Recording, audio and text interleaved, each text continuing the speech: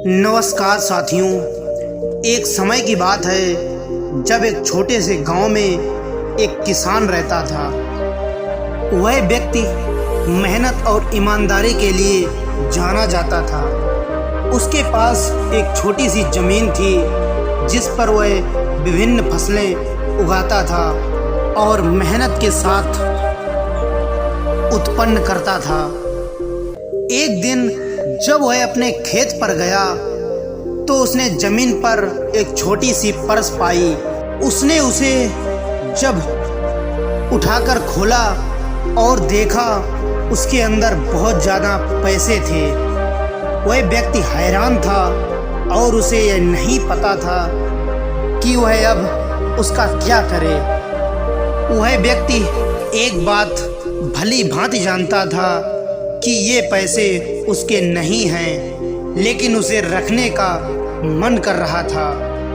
उस व्यक्ति ने बहुत ही सोच समझकर यह विचार किया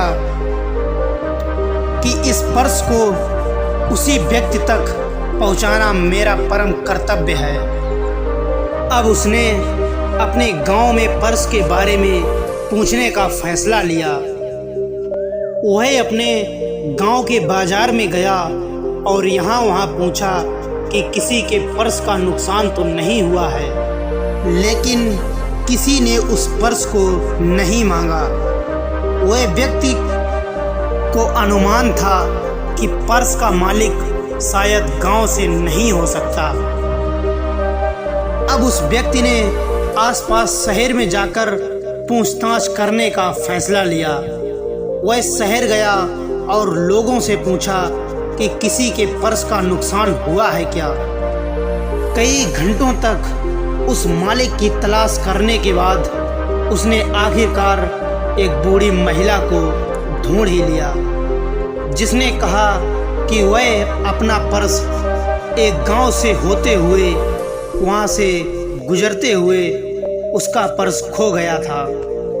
वह बूढ़ी महिला उस पर्स को देखकर बहुत ही खुश हुई।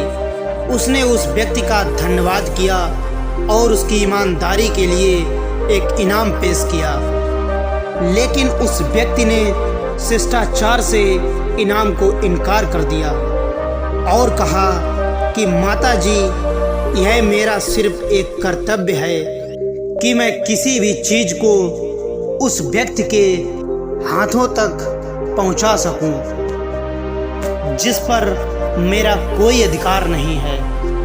ऐसे में दूसरों की मदद करना ही मेरा सबसे बड़ा इनाम है।